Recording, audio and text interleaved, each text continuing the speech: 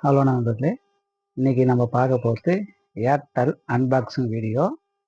இதில் என்னென்ன கொடுத்துருக்காங்க, இப்போ என்ன மாடலில் இருக்குன்னு நம்ம இதை ஓப்பன் பண்ணி பார்த்துருவோம்.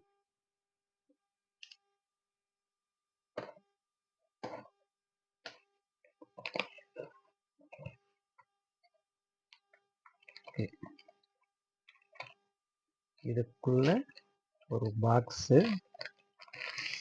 இது இப்போ வந்து நியூ மாடல் செட்டாப் பாக்ஸ். இது காம்போ மாதிரி சின்னதாக அழகாக இருக்குது.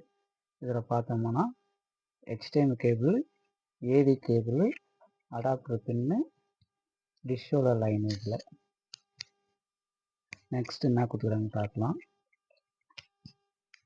அடுத்தது பார்த்தா அடாப்டரு, இதுவும் குவாலிட்டியாக தான் இருக்குது. இந்த அடாப்டர் பார்த்தீங்கன்னா 12 வோல்ட்டு 1 ராம்ஸ்.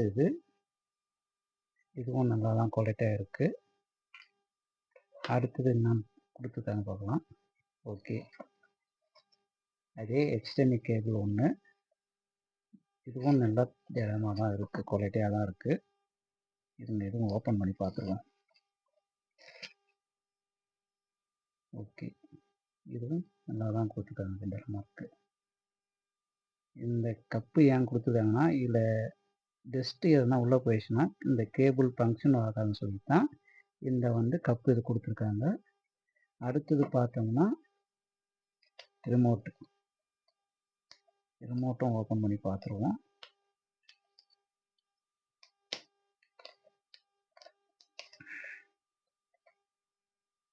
ஓகே, ரிமோட்டும் நல்லா அழகாக சூப்பராக சைனிங்காக இருக்குது, நீட்டாக.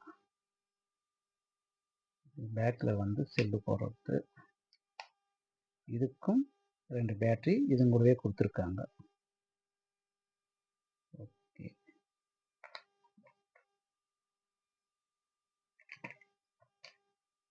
பார்த்தோம்னா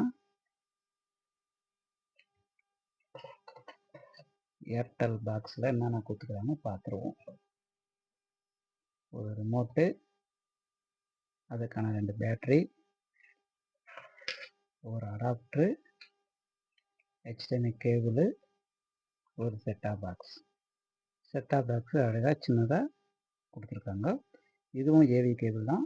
இதுலேயும் பார்த்தீங்கன்னா ஏவி கேபிள் வந்து வராது. நார்மல் டிவி வச்சுருக்கவங்க ஏவி கேபிள் வாங்கி அவங்க தனியாக போட்டுக்க வேண்டியது தான்.